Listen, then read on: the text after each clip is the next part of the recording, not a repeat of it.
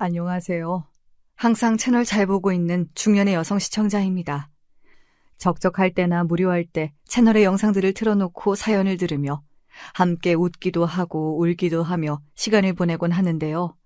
수많은 사연들이 있지만 그 중에서도 시댁 식구들과의 사이에서 어려움을 겪는 분들이 많잖아요.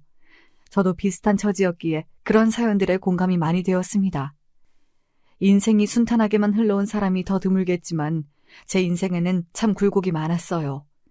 저는 운 좋게도 사업을 하시는 아버지 밑에서 유복하게 태어났고 어린 시절은 남부러울 것 하나 없이 마냥 행복하게만 자랐습니다. 어머니께서는 젊은 시절 무용수셨고 어머니의 공연을 보고 첫눈에 반하신 아버지께서 오랫동안 어머니를 쫓아다니신 끝에 결혼에 성공하셨다고 했어요. 두 분이 결혼하기까지 참 많은 난관이 있었다고 들었습니다. 어머니께서는 어려운 집안 출신이셨고 모아놓은 돈도 내세울 만한 조건도 하나 없었어요. 그에 반해 아버지께서는 번듯한 집안에서 교육을 잘 받고 자란 외동아들이었습니다. 학창시절부터 전교 1, 2등을 도맡아 하셨고 대학까지 명문학교로 입학하셨어요. 그야말로 미래가 창창한 청년이었고 친할머니께서는 그런 아버지께 어울리는 짝을 찾기 위해 동분서주 노력하셨다고 합니다. 좋은 집안의 아가씨들과 수도 없이 선을 봤지만 아버지께서는 그 여자들을 전부 다 퇴짜 놓으셨어요. 그렇게 친할머니께서 소개시켜주신 좋은 조건의 여자들을 다 마다하고 결혼하겠다며 데려온 것이 어머니였던 것이죠. 친할머니께서는 그런 어머니를 반반한 낯짝 하나로 남자 꼬시는 년이라며 무시하셨고 두 분의 결혼을 결사 반대하셨다고 합니다.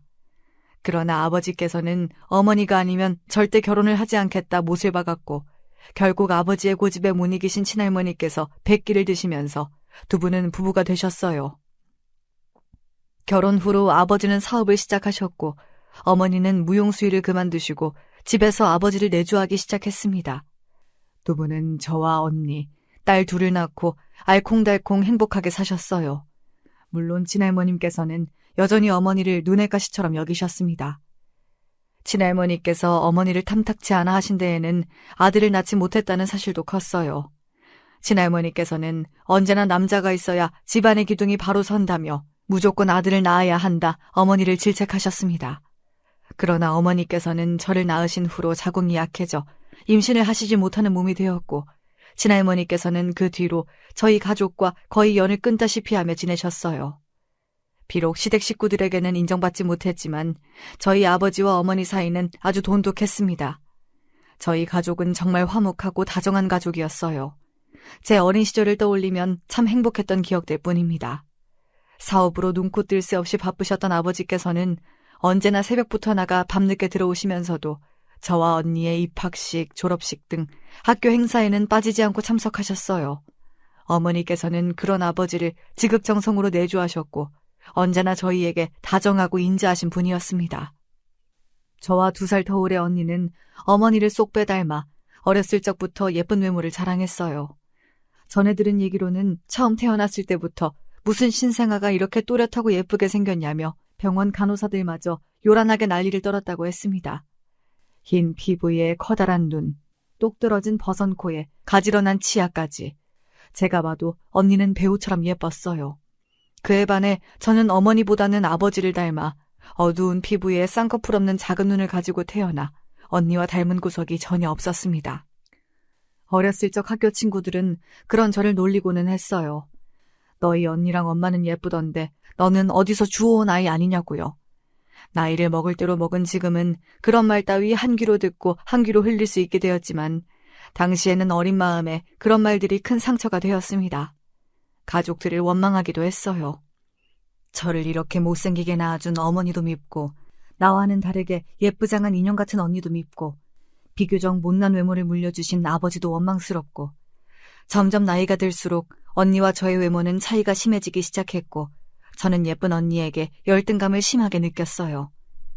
어머니를 똑 닮아 길쭉하고 늘씬했던 언니는 무용을 시작했고 그에 반해 예체능에 특출난 재능이 없던 저는 공부를 지독하게 열심히 했습니다. 얼굴도 못나고 재능도 없는 제가 언니와 비슷해지기 위해서는 공부라도 잘해야 한다는 생각을 했거든요. 다행히도 공부머리는 좀 있었는지 노력한 만큼 좋은 결과가 따라왔고 중학교 내내 전교권의 성적을 받아왔습니다. 언니는 각종 무용 콩쿠르에 나가 매번 상을 타왔고 그럴 때마다 저는 더 열을 내서 공부했어요. 지금 와서 돌이켜보면 제가 외모가 언니보다 조금 못났다고 해서 예체능에 재능이 없고 공부를 좀 못한다 해서 부모님께서 저를 미워하시거나 홀대하셨을 리가 없는데 그때는 왜 그리 불안한 마음이 들었는지 모르겠습니다. 조금이라도 성적이 떨어지거나 부모님께 못난 모습을 보이면 마음이 불안해져 견딜 수가 없었어요. 강박증이 생겼던 것이죠. 그즈음 아버지의 사업에 차질이 생기기 시작했고 항상 화목했던 저희 집안도 점점 분위기가 좋지 않아졌습니다. 언니는 무용 콩쿠르에 나갈 때마다 새로운 의상을 맞춰야 했어요. 의상 가격만 해도 한 벌에 꽤나 큰 돈이 들어갔고 무용 레슨도 마찬가지였습니다. 부모님께서는 날이 갈수록 한숨이 늘어가셨어요. 두 분 다 저희에게 티를 내지 않으려 노력하셨지만 낯빛만 봐도 알 수 있었습니다. 고등학교에 진학하던 해 강남에 살던 저희 가족은 아파트를 팔고 다른 동네로 이사를 가게 되었습니다. 부모님께서는 더 좋은 곳으로 이사를 가는 것이라 애써 밝게 말씀하셨지만 언니와 저 둘 다 알고 있었어요. 가세가 이미 많이 기울어졌다는 사실을요. 예술대학교에 무용과에 진학하려던 언니는 결국 무용을 포기했습니다. 부모님께서는 어떻게 해서든 끝까지 언니의 꿈을 이뤄주고 싶어 하셨지만 언니는 완강했어요. 무용 말고 다른 길을 찾겠노라고요. 이제 무용은 할 만큼 해봤으니 다른 걸 해보고 싶다는 언니의 말을 가족 중 그 누구도 믿지 않았지만 어쩔 도리가 없었어요. 언니가 계속해서 무용을 한다면 다른 가족들이 허리띠를 더욱더 졸라매야 했으니까요. 그렇게 언니는 지방의 한 대학에 장학금을 받고 입학했고 저 또한 장학금을 받고 대학에 들어가기 위해 죽을 똥 살 똥 공부에 매진했어요. 아버지께서는 회사가 잠깐 어려워진 것뿐이라며 곧 예전처럼 돌아갈 수 있을 것이라 말씀하셨지만 사업은 잘 풀릴 기미가 전혀 보이지 않았습니다. 생전 말싸움 한번 하시지 않으시던 두 분이 언성을 높이며 다툼을 하시기도 하고 늦은 새벽 아버지 혼자서 부엌 테이블에 앉아 술을 드시기도 했어요. 그 뒷모습이 참 쓸쓸하고 고독해 보였던 기억이 납니다. 그러던 어느 날이었습니다. 그날은 유독 추운 겨울날이었어요. 늦은 시간 야간 자율학습을 마치고 집으로 돌아오는데 어머니께 전화가 왔습니다. 평소에도 종종 늦은 시간에 홀로 하교를 하는 제가 걱정되어 연락을 하시곤 했기에 별 생각 없이 전화를 받았어요. 어머니께서는 몹시 경황 없는 목소리로 제게 어디냐 물어오셨고 의아함을 느끼며 집 앞이라 답했습니다. 그러자 어머니께서는 서둘러서 집에 들어오라며 병원에 가야 한다고 말씀하셨어요. 갑자기 무슨 병원인가 싶어 왜 병원에 가야 하냐 물으니 아버지께서 사고를 당해 병원으로 실려가셨다고 하더군요. 순간 상황이 이해가 잘 가지 않았고 머리가 멍해졌습니다. 그렇게 차를 타고 병원으로 향했고 아버지께서는 응급수술에 들어가셨다고 했어요. 눈길에 미끄러진 차가 앞서가던 아버지의 차를 들이박았고 사고를 낸 운전자는 그 자리에서 즉사했다고 했습니다. 아버지께서는 큰 수술을 받으셨고 천만다행으로 목숨은 잃지 않으셨지만 사고 이후로 식물인간이 되셨어요. 당연히 위태롭던 사업은 완전히 망해버렸고 간신히 유지되고 있던 저희 집안도 가파르게 기울어지기 시작했습니다. 처음에는 그 모든 일들이 실감이 나질 않았어요. 금방이라도 아버지께서 병상에서 일어나 언제 아프셨냐는 듯 예전처럼 멀쩡히 걸어다니실 것 같다는 생각이 들었습니다. 그러나 그런 일은 일어나지 않았어요. 아버지께서 사고를 당하시기 전 회사를 어떻게든 유지하기 위해 이리저리 손을 벌려놓았던 일들이 빚더미가 되어 저희에게 돌아왔습니다. 언니는 다니던 대학을 휴학하고 돈을 벌기 시작했어요. 한평생 집에서 저희를 돌보며 살림만 하시던 어머니께서도 바깥일을 시작하셨습니다. 당시 고등학교 3학년이었던 저는 더 열심히 공부에 매달렸어요. 이런 어려운 상황에서 다른 가족들에게 짐이 되지 않기 위해서는 반드시 전액 장학금을 받아 대학에 들어가겠다는 생각뿐이었습니다. 그러나 저희 가족에게 닥친 불행은 그것이 끝이 아니었습니다. 아버지께서는 1년이 가까운 시간이 지나도록 자리에서 일어나지 못하셨어요. 저는 목표로 하던 대학에 입학했지만 맘 편히 공부에 매진할 수 있는 상황이 아니었습니다. 저희 가족은 그 사이에 이사를 한 번 더 했어요. 아버지가 입원해 계시던 병원과 가까운 빌라였습니다. 태어나 처음으로 살게 된 빌라는 참 낡고 좁았어요. 어머니도 언니도 저도 셋 다 짐을 풀며 서로 한마디도 나누지 않았던 기억이 납니다. 계속되는 불행과 힘든 현실에 저희 가족은 점점 웃음을 잃어갔어요. 언니는 일을 마치고 돌아온 밤이면 가끔 서랍장에서 예전에 입던 무용복을 꺼내보곤 했습니다. 엄마를 닮아 언니는 참 재능 있는 무용수였어요. 무대 위에서 예쁜 옷들을 입고 긴 팔다리를 움직이며 우아하게 춤추는 언니는 참 반짝여 보였습니다. 그러나 무용을 그만둔 언니는 하루가 다르게 생기를 잃어갔습니다. 겉으로는 괜찮은 척 다 잊은 척했지만 어머니와 저 둘 다 언니가 밤마다 무용복을 끌어안고 온다는 사실을 알고 있었어요. 어머니 또한 젊은 시절 어려운 가정 형편과 가족들 탓에 꿈을 포기하셨던 분이었기에 그런 언니의 심정에 절절히 공감하셨을 겁니다. 그랬기에 더욱더 가슴이 아프셨을 거고요.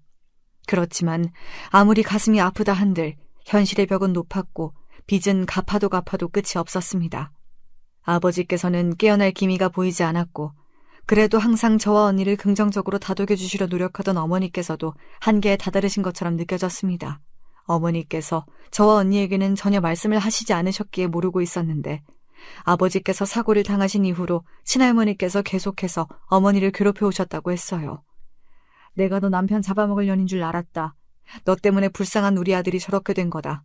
아들 하나 못 낳고 쓸모도 없는 딸년들만 줄줄이 낳아대더니 이제는 우리 아들 목숨까지 뺏어가려 하냐며 온갖 쌍욕을 쏟아내시고 심지어 아버지가 계시는 병원에 찾아와 행패를 부리신 적도 있었습니다.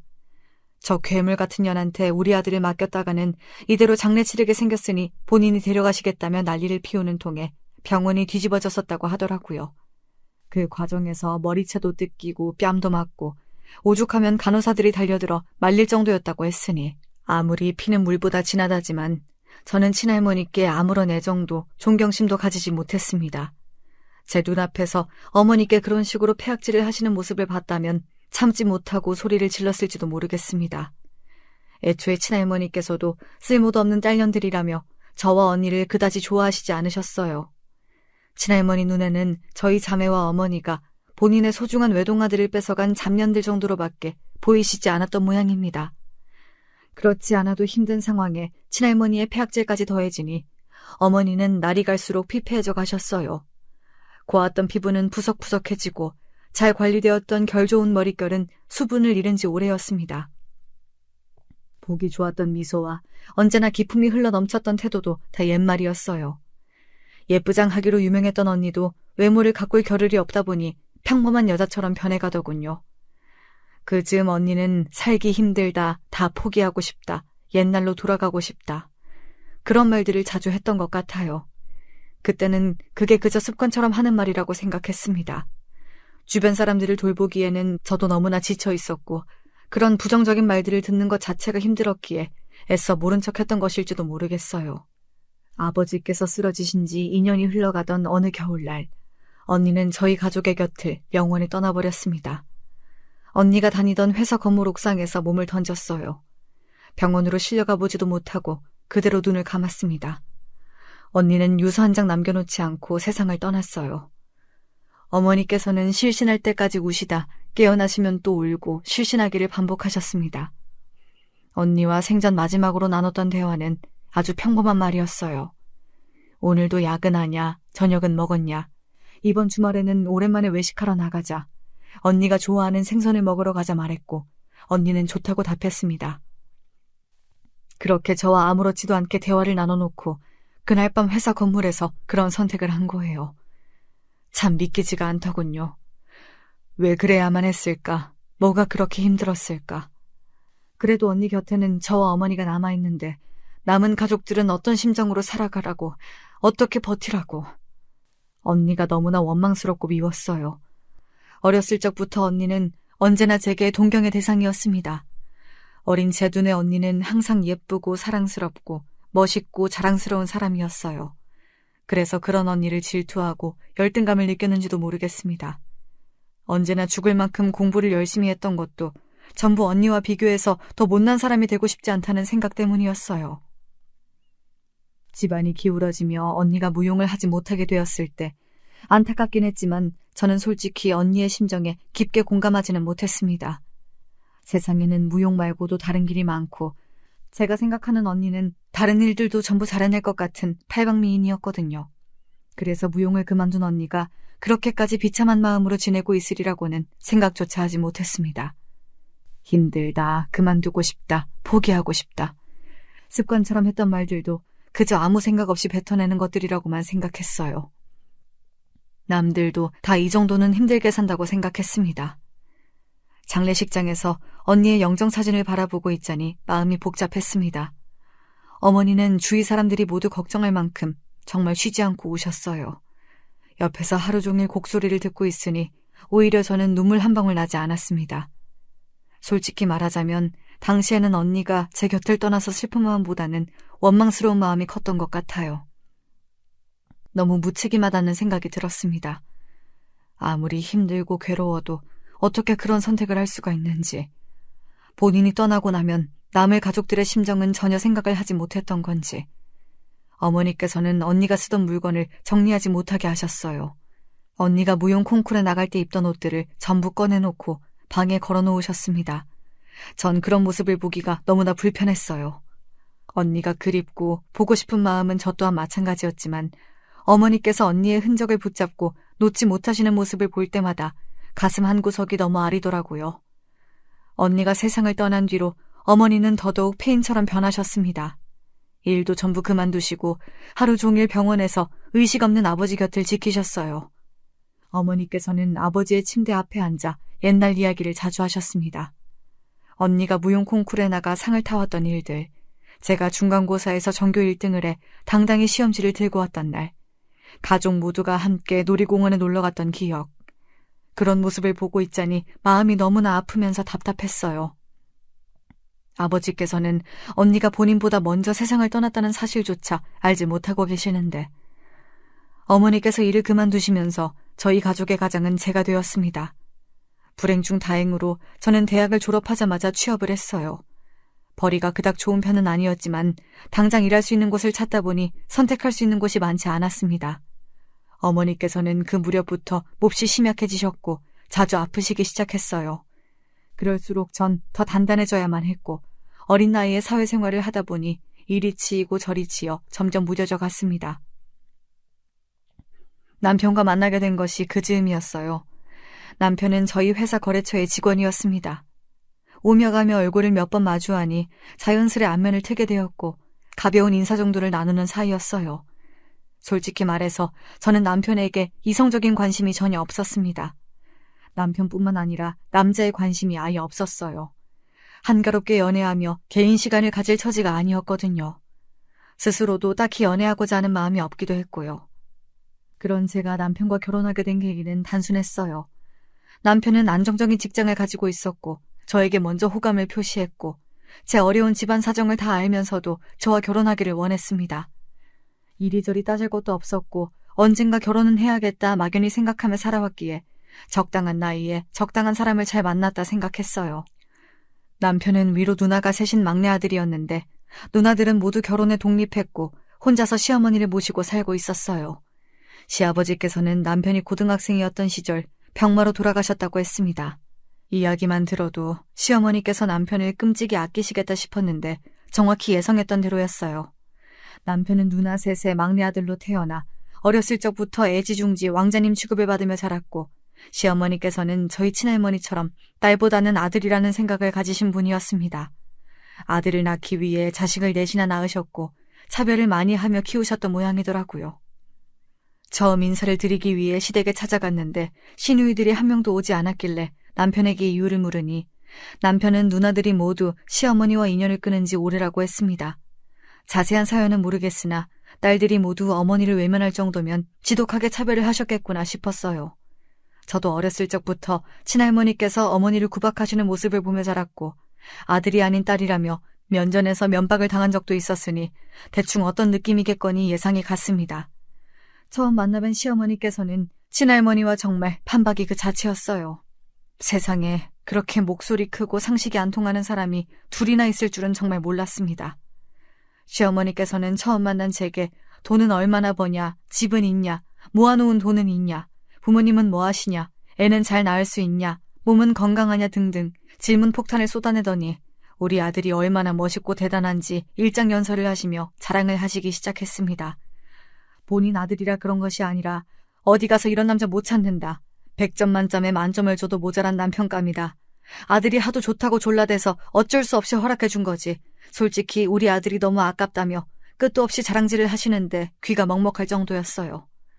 더 기가 막힌 것은 보통 본인 어머니가 그렇게 자랑을 해대면 민망해서라도 옆에서 말려야 할 남편이 당연하다는 듯 그 이야기를 듣고 있었다는 사실이에요. 그때라도 정신 차리고 도망쳤어야 했는데 제 무덤을 저 스스로 판 것이나 마찬가지죠. 혼기가 찬 나이이기도 했고 어차피 남자가 다 거기서 거기라는 생각을 했었기에 굳이 결혼을 업거나 까다롭게 굴고 싶진 않았어요. 그리고 결혼은 남편하고 하는 거지 시어머니하고 하는 것이 아니라 생각했거든요. 친할머니의 반대를 무릅쓰고 결혼한 저희 부모님께서 행복하셨던 것처럼 저도 잘 살 수 있을 거라 생각했어요. 물론 제 예상과는 다르게 남편과의 결혼 생활은 그리 순탄하게 흘러가진 않았습니다.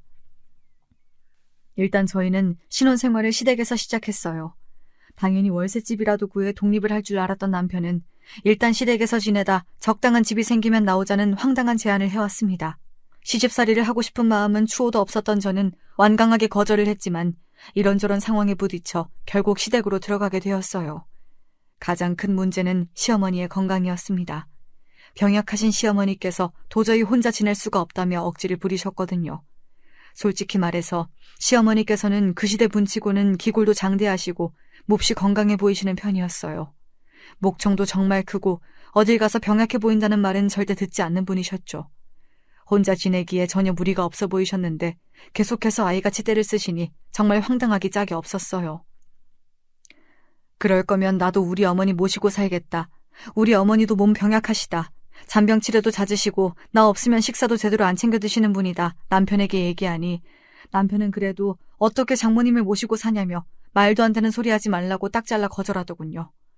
시어머니는 되고 장모님은 안 되는 이유가 뭐냐 따져 물으니 예로부터 원래 여자는 출가 외인이라고 주변을 조금만 둘러봐도 시집살이 하는 여자는 많아도 데릴 사위가 어디 흔하냐며 억지 부리지 말라고 저를 이상한 사람으로 몰아갔습니다. 그러면서 계속 시어머니와 같이 살자는 것도 아니고 1년 정도 적당한 집 구할 때까지 잠깐만 같이 살자는 건데 그게 그렇게 불편하냐며 적반하장으로 구는데 다시 생각해도 참 어처구니가 없네요. 몇 번 더 대화를 시도하다 어차피 말이 통할 것 같지도 않고 더 이상 싸우기도 싫어서 결국 남편 말대로 시댁으로 들어가 살기로 했습니다. 그 후로 시작된 시집살이는 말하지 않아도 대충 예상이 가시겠죠. 그 집에서 보낸 1년여의 시간은 정말 제 인생에서 가장 최악의 시기였던 것 같아요. 시어머니께서는 정말 매사에 너무나 모순적인 분이셨습니다. 시어머니는 제가 항상 완벽한 며느리가 되길 바라셨어요. 회사에 다니면서 돈도 벌어오고 그러니까 시어머니 말 맞다나 밥값도 하고 집안일도 흠잡을 곳 없이 해내길 바라셨습니다. 매일 새벽같이 일어나 시어머니와 남편의 아침밥을 차리고 퇴근하고 돌아오면 저녁밥을 진수성찬으로 차려놓고 설거지, 빨래, 청소, 온갖 집안일은 전부 저 혼자 도맡아 하고 그 와중에 남편이 다음날 입고 나갈 와이셔츠와 넥타이를 골라 정갈하게 다려놓고 걸어놓기까지 시켰어요. 원래는 시어머니께서 다 하시던 일인데 이제 결혼했으니 아내가 해야 하지 않겠냐며 저에게 떠넘기시는데 솔직히 말해서 처음에는 못하겠다고 했습니다. 제가 결혼을 했지 노예가 된 건 아니지 않냐며 남편이나 저나 둘 다 똑같이 직장에 다니는데 왜 저 혼자만 집안일을 도맡아 해야 하는지 모르겠다 말씀드리니 시어머니께서는 길길이 화를 내셨습니다. 어디 여자가 남자랑 같은 선에 맘먹으려 드냐며 아무리 바깥일이 힘들기로서니 아내가 되어서 남편 밥도 안 챙기고 옷도 안 다려놓으면 무슨 쓸모가 있냐 언성을 높이시더라고요. 그 말을 들으니 저도 너무 화가 나서 그럼 원하시는 대로 회사 그만두고 하루 종일 집에서 내조만 하겠다 하니 그건 또 안 된다 하시며 어디서 본인 아들한테 빌부터 살려 하냐 밥값은 해야 될 거 아니냐 성을 내셨습니다. 이래도 문제 저래도 문제인데 어떻게 하든 시어머니의 입맛에 완벽히 맞출 순 없으니 매일같이 갈등이 일어났어요. 그 와중에 남편은 중간에서 그 어떤 역할도 하지 않았고요. 저희 부모님께서 친할머니의 반대에도 불구하고 행복한 결혼 생활을 하실 수 있었던 것은 전부 아버지 덕이었다는 것을 그제서야 깨달았습니다. 남편은 지독한 마마보이였어요.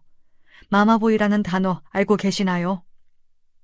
말 그대로 나이를 먹고도 엄마 차는 소년에서 벗어나지 못한 정신적으로 미성숙한 남자를 이르는 말이에요. 워낙 연애를 짧게 하기도 했고 남편이란 사람에 대해 잘 알지 못한 상태로 결혼을 했기에 그 정도로 마마 보일 거라고는 생각조차 하지 못했어요. 결혼 전에는 하나부터 10까지 시어머니께서 전부 남편의 뒤치다거리를 해주셨다는데 거짓말은 아닌 것 같았습니다. 남편은 혼자서 할 줄 아는 일이 아무것도 없었어요. 어렸을 적부터 얼마나 예쁨 받으며 자랐으면 이 정도로 생활력이 없을 수가 있는 건지 기가 찰 지경이었습니다. 제 손으로 본인 속옷 한번 빨아본 적이 없다고 하더라고요. 30이 넘는 나이에 설거지 한번 해본 적이 없었고 식탁에 생선이 올라오면 항상 시어머니께서 남편의 생선을 발라주셨습니다. 남편은 그런 시어머니의 행동을 당연하게 생각했고요. 솔직히 다른 건 다 그렇다 치더라도 30이 넘는 아들의 반찬을 일일이 발라주고 챙겨주는 행동은 좀 징그럽게 느껴졌어요. 남편이 매운 것을 잘 못 먹는 편인데 매운 음식이 반찬인 날에는 시어머니께서 그 반찬을 일일이 물에 씻어서 남편 밥그릇 위로 올려주셨습니다. 처음 그 모습을 보고는 정말 경악을 했어요. 무슨 5살짜리 아이도 아니고 평생을 저렇게 자라왔으니 혼자서 할 줄 아는 게 없는 것도 당연하다는 생각이 들었습니다. 아까 시어머니께서 매사에 모순적으로 행동하셨다고 말씀드렸던 것 기억하시죠? 시어머니께서는 본인이 하시는 일에 항상 너그럽고 관대하시면서 제가 하는 일에는 그렇게 깐깐하고 까다로우실 수가 없었습니다. 대표적으로 집안일이 그랬어요. 아무래도 계속해서 회사에 다니며 집안일을 하다 보니 놓치는 부분도 많고 완벽하게 해내기가 어려웠습니다. 시어머니께서는 매 끼니마다 반찬을 그때그때 만들어 밥상에 올리길 바라셨지만 현실적으로 그러기가 쉽지 않잖아요. 국 같은 경우에는 미리 끓여놓고 소분해뒀다가 전자레인지에 돌려 먹을 때가 있었는데 시어머니께서는 그럴 때마다 방금 끓인 국이 아니면 드시지 않겠다며 억지를 부리셨습니다. 마음 같아서는 그럼 드시지 말라고 국을 확 엎어버리고 싶은 심정이었지만 그랬다가는 뒷일이 걱정이라 속으로만 삭혀냈습니다. 요리뿐만 아니라 청소나 빨래도 마찬가지였어요. 제가 보기에는 아무런 문제가 없는 정도였는데 시어머니께서는 매일 트집을 잡으시며 청소기 제대로 안 되어 있다, 빨래에서 쉰냄새가 난다며 말도 안 되는 시비를 걸고 괜히 일을 2번씩 시키셨어요. 남편에게 빨래에서 냄새가 나냐 물어보면 괜찮다고 하는데 꼭 시어머니께서만 수건에서 냄새가 난다 난리를 치시더라고요. 결국엔 못 참고 그렇게 제 집안일에 불만이 많으시면 하루 종일 집에 계시는 어머님께서 좀 하시라 말씀을 드렸더니 역시나 펄펄 뛰셨습니다. 멀쩡한 며느리 들여놓고 집안일하는 시애미가 어딨냐며 제대로 하는 것이 없어 지적질 조금 했다고 그게 그렇게 듣기 싫었냐 화를 내시기에 말싸움하기도 싫고 이제 더는 스트레스 받기도 싫어. 아무튼 이제부터 어머님이 집안일을 다 하시든지 아니면 제가 하는 일에 아무런 불만도 말씀하시지 말라 으름장을 놓았습니다. 전 당연히 이제부터 불만이 없어지겠거니 했더니 다음날 시어머니께서 새벽같이 일어나 아침을 차려놓으셨더라고요. 얼마나 잔소리가 하고 싶으셨으면 손수 요리를 해서 며느리 밥까지 차려주시나 했습니다. 그런데 밥상이 조금 이상했어요. 이상하다기보다는 상당히 초라했습니다. 평소 시어머니께서는 제게 아무리 아침이라도 밥을 든든히 먹어야 한다며 항상 반찬을 3-4개 이상씩 차려라, 햄 같은 가공식품은 몸에 좋지 않으니 사용하지 말아라, 입에 침이 마르도록 잔소리를 하셨는데 식탁 위에 반찬이 다 탄 계란 후라이랑 스팸밖에 없는 거예요. 평소 진밥이 좋으시다며 어쩌다 밥이 좀 고슬하게 된 날에는 물 양을 정확하게 맞춰라, 이런 간단한 거 하나도 제대로 못하면서 어떻게 시집올 생각을 했냐 난리를 떠시더니 시어머니가 하신 밥은 과장 좀 보태서 거의 돌 수준으로 딱딱했어요. 시어머니 스스로도 밥상이 부족했다는 걸 알고 계셨는지 오랜만에 요리를 하려니 적응이 안 돼서 그런 거라 묻지도 않은 변명을 줄줄 쏟아내시는데 눈치 없는 남편은 밥상이 이게 뭐냐, 이런 걸 먹고 무슨 힘을 내서 출근을 하라는 거냐 투정을 부렸고 티는 내지 않았지만 고소하더라고요. 남편 말이면 껌뻑 죽는 시어머니께서 차마 저한테 화내셨던 것처럼 언성을 높이진 못하시고 아침부터 어떻게 반찬을 그렇게 많이 하냐며 원래 아침은 간단하게 먹는 거라 평소라면 절대 하시지 않은 말들을 하셨어요. 어머니, 스팸 같은 건 몸에 안 좋은데 왜 이런 걸 밥상에 올리셨어요?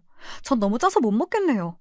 평소에 어머니께서 하도 가공식품 하시기에 이런 건 입에도 안 드시는 줄 알았어요. 그 모습을 보니 눈꼴이 시어 스팸 이야기를 꺼내니 또 열을 내시면서 네가 지금 어디 시애미가 차려준 밥상에 트집을 잡냐 빽소리를 지르시더라고요.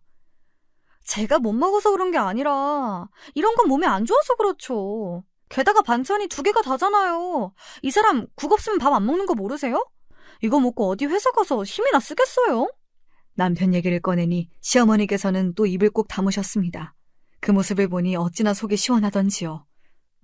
이럴 때만큼은 남편이 눈치가 없어서 다행이더라고요. 남편은 제 말에 맞다며 엄마가 먼저 사과하고 잘 풀어라. 난 와이프가 차려주는 밥이 먹고 싶다. 결혼하고 처음으로 편안한 편을 들어주었습니다. 그날 저녁은 아침에 당한 수모 때문인지 장을 한가득 봐오셔서 진수성찬을 차리셨더라고요. 잡채에 갈비찜에 무슨 생일날도 아니고 상다리가 휘어지는 줄 알았습니다. 엄마, 요리가 맛이 좀 이상한데? 엄마 원래 이렇게 요리를 못했던가? 잡채는 짜고 갈비찜은 완전 다 탔는데? 남편 말대로 시어머니께서 차리신 음식들은 완전히 빛 좋은 게살구였어요. 요리 실력이 썩 좋지 못하시다는 건 이미 알고 있던 사실이었지만 생각보다 더 맛이 없더라고요. 남편은 그런 시어머니께 한동안 제 요리를 먹다 보니 입맛이 거기에 적응을 한 것 같다며 도저히 맛없어서 못 먹겠다 짜증을 내고 젓가락을 내려놓았고 시어머니의 당황한 표정을 보며 속이 시원했습니다. 그동안 그렇게 제 요리에 감나라 배나라 참견하며 잔소리를 하시더니 정작 본인이 한 요리들은 제가 차린 것만 못했으니까요. 그렇게 집안일을 놓고 벌어진 시어머니와 저의 싸움 아닌 싸움은 결국 제 승리로 끝이 났습니다. 그동안 쉴 새 없이 귀를 따갑게 만들던 잔소리가 싹 사라지니 조금 살 것 같더라고요. 물론 여전히 매일같이 회사 일과 집안일을 병행하는 것은 쉬운 일이 아니었지만 적어도 마음만큼은 편했습니다. 그렇게 시댁에서 3명이 살기 시작한 지 1년이 다 되어갈 무렵 일이 터졌어요. 남편의 누나, 그러니까 시누이 중 한 명이 이혼을 하게 되어 다시 친정으로 돌아오게 된 것이었습니다. 인연을 끊고 살았다더니 막상 갈 곳이 없으니 친정을 찾아나 보더라고요. 솔직히 그 모습이 썩 보기 좋진 않았어요. 성질이 불같은 시어머니 밑에서 차별받으며 힘들게 큰 건 알겠는데 본인이 인연을 끊고 나갔으면 죽이 되든 밥이 되든 평생 그 행동에 책임을 져야지. 본인 힘들다고 얼굴에 철판 깔고 다시 돌아오는 게 너무 모순적이게 느껴지더라고요. 어찌되었든 시누이가 돌아오면서 저와 남편은 미루고 미뤘던 독립을 하게 되었고 그 점에서는 고맙게 생각하고 있습니다. 남편과 저는 시댁 근처에 아파트를 구해 나왔어요. 시댁과의 거리가 도보로 10분 정도밖에 되지 않았기에 시댁과 왕래가 아주 끊긴 것은 아니었지만 확실히 따로 살기 시작하니 얼굴 볼 일이 확 줄어들었습니다. 저와 남편에게만 쏟아지던 시어머니의 관심과 잔소리가 시누이에게 분산되니 싸울 일도 줄어들었고요. 한 가지 단점이 있었다면 전에는 드리지 않던 용돈을 드리게 되었다는 사실이었습니다. 따로 나가 사니 잘 챙겨드리지도 못하고 시누이는 마땅한 수입이 없던 터라 어쩔 수 없는 선택이었어요. 남편과 저 둘 다 평범한 월급쟁이라 많이는 챙겨드리지 못하고 달에 100만 원씩 생활비 명목으로 용돈을 보내드렸습니다. 솔직히 전 그 정도도 충분하다고 생각했어요. 저희 친정 부모님께는 따로 돈을 보내드리거나 금전적으로 도움을 드린 적이 한 번도 없었거든요. 그렇게 매달 시댁에 100만 원씩 용돈을 보내드리던 어느 날이었습니다. 오랜만에 어머니께 연락이 왔어요. 그동안 사는 게 바빠 자주 찾아뵙지도 못하고 있던 터라 죄송한 마음이 컸습니다. 전화기 너머에서 들려오는 어머니 목소리가 몹시 떨리고 있었어요. 네 아버지 깨어나셨다. 사고가 난 지 거의 5년 만의 일이었어요. 솔직히 말해서 그때까지 아버지가 깨어나시리란 기대는 전혀 하지 않고 있었습니다. 병원에서는 식물인간 상태로 일정 기간이 넘어가면 다시 정신을 회복할 가능성이 현저히 떨어지고 기적적으로 눈을 뜨더라도 멀쩡한 상태로 눈을 뜨는 것이 쉽지 않다고 했어요. 오랜 기간 병상에 누워 계시는 아버지를 보며 언젠가는 결국 이대로 돌아가시겠지, 그런 생각을 자연스레 가지게 되었고 어머니도 마찬가지였으리라 생각합니다. 그렇지만 아버지께서는 정말 기적처럼 정신을 온전히 회복하셨어요. 오랜 기간 누워 계셨던 탓에 신체적인 능력은 많이 떨어지셨지만 의사소통에 아무 문제가 없었습니다. 언니 소식을 전해 들으신 아버지께서는 말없이 눈물만 흘리셨어요. 병실이 온통 눈물바다가 되었고 그렇게 저희 가족은 아주 오랜만에 재회하게 되었습니다. 아버지가 깨어나신 뒤로 한동안은 정말 정신이 없었어요. 회사일 하랴 집안일 하랴 병원 들락날락거리며 아버지 상태를 확인하고 간호를 돕기도 하고 병원비며 처리할 일이 산더미였습니다. 아버지께서 깨어나셨다는 소식을 시댁에 전해드리니 시어머니께서 가장 먼저 하셨던 말은 그래서 우리 아들 밥은 잘 챙겨 먹이고 다니는 거냐? 였어요. 아직도 그 한마디가 생생히 기억나요. 그렇지 않아도 정없는 사이였지만 그 말을 들으니 티끌만큼 남아있던 정도 다 떨어지는 기분이었습니다. 아무리 피가 안 섞인 사이라지만 그래도 며느리고 한 식구인데 시어머니께 저는 그저 본인 아들 뒷바라지하고 내조하는 여자에 불과한 존재 같았어요. 아버지께서는 기적적으로 깨어나시긴 하셨지만 점점 몸 상태가 좋지 않아지셨어요. 아무래도 오래 병상에 누워 계시다 보니 신체 능력이 일반인보다 현저히 떨어지는 상태였습니다. 어머니와 제가 곁에서 정성을 다해 간호했지만 별 소용이 없었고 결국 멀쩡하시던 정신 상태마저 다시 흐릿해지기 시작했어요. 병원에서는 멀쩡히 눈을 뜨셨던 게 기적 같은 일이었다면서 마음의 준비를 하셔야 할 것 같다는 소식을 전해왔고 마음이 참 쓰렸습니다. 어머니께서는 그래도 잠깐이라도 눈을 떴던 것이 어디냐며 본인은 이 정도로도 만족한다 말씀하셨고 저도 마찬가지였어요. 물론 아버지께서 쾌차하셔서 멀쩡히 일어나시면 정말 그것보다 좋은 일이 없겠지만 애초에 큰 기대가 없던 상태였으니까요. 그러던 어느 날이었습니다. 그날도 평소처럼 퇴근한 후 남편 밥을 차려주고 병원으로 향했어요. 아버지께서는 평소보다 비교적 정신이 말짱해 보이셨고 제게 서류 봉투 같은 것을 내미셨습니다. 이게 뭐냐 물으니 제게 줄 것이 있다며 열어보라 하시더라고요. 강남에 건물이 한 채 있다. 어차피 난 살 날이 얼마 안 남았으니 내게 미리 증여해 주마. 나 죽고 나거든 네 엄마 잘 챙기고. 그동안 고생만 시켜서 정말 미안하다. 알고 보니 빈털터리가 된 줄 알았던 아버지 앞으로 강남에 큰 건물이 한 채가 있었던 것입니다. 다 설명하자면 복잡하지만 정말 운이 좋게도 빚쟁이들에게 압류되거나 나라에 빼앗기지 않고 지금까지 온전히 명의를 유지하고 있었던 거예요.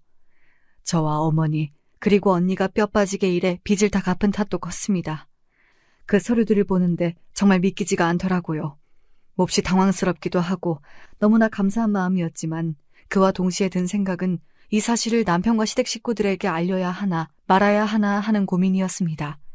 상식적으로는 알리는 것이 맞았지만 시어머니께서 이 사실을 알게 되시면 어떤 반응을 보이실지 도저히 예상이 가질 않았어요. 아버지께는 며칠 뒤 상태가 위중해지셔서 다시 중환자실로 돌아가셨고 어머니께서는 그래도 네 남편이고 가족들인데 평생 속이고 살 수는 없는 일 아니냐며 언젠간 알게 될 사실이니 미리 얘기하는 것이 좋을 것 같다 말씀하셨어요. 어머니 말씀대로 지금 당장은 숨길 수 있어도 언젠가는 밝혀질 사실이니 숨겼다가 들키는 것보다는 제 입으로 말하는 편이 나을 것 같다는 생각이 들었고 시어머님께 전화를 드려 아버지께서 가지고 계시던 강남의 건물을 증여받았다는 소식을 전했습니다. 소식을 들으신 시어머니께서는 불이 나게 저희 집을 찾아오셨어요. 놀라실 것이라 생각하긴 했지만 그렇게 한달음에 집에 찾아오실 줄은 정말 몰랐습니다. 시어머니께서는 지금까지 강남에 그런 건물을 가지고 있었으면서 어떻게 이렇게 감쪽같이 본인들을 속일 수 있었냐며 노발대발하셨어요. 그런 시어머니께 저도 아버지께서 강남에 건물이 있으셨다는 사실을 증여받으면서 알게 되었다.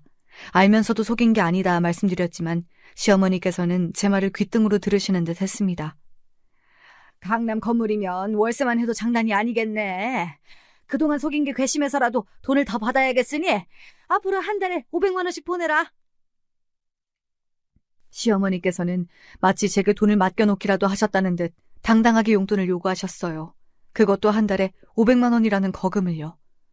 물론 시어머니 말씀대로 강남의 건물에서 월세가 많이 들어오긴 하겠지만 그렇다 해서 제가 시어머니께 드리는 용돈의 금액을 올려드릴 의무는 전혀 없었습니다.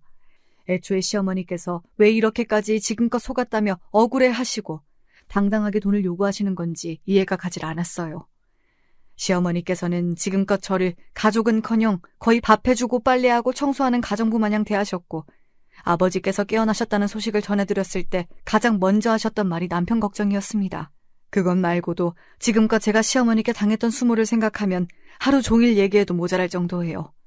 당연히 저도 시어머니를 가족처럼 생각하지도 않았고 제가 가진 것을 나눠주고 싶은 일말의 마음도 들지 않았습니다. 그동안 그렇게 저희 가족을 냉대하고 모른 채 하더니 뜯어먹을 것이 생기니 당연히 본인들 목도 있지 않겠냐며 뻔뻔하게 구는 것이 정말 기가 막히더라고요. 전 그렇게 못하겠습니다. 지금 드리는 100만 원만으로도 충분하다 생각해요. 애초에 저희 아버지께서 주신 건물에서 나오는 돈을 왜 어머님이 가져가시려 해요? 무슨 자격으로요? 뭐야? 이것이 지금까지 시애미를 속여먹은 것도 모자라서 어디서 따박따박 말댔구야. 그렇게 못하겠으면 이혼을 하든가. 어머니 말씀 한번 잘하셨네요. 저 더 이상은 못 참겠어요. 저도 어머니 같은 시어머니랑 혼자선 아무것도 못하는 남편 더는 필요 없어요. 이혼하겠습니다.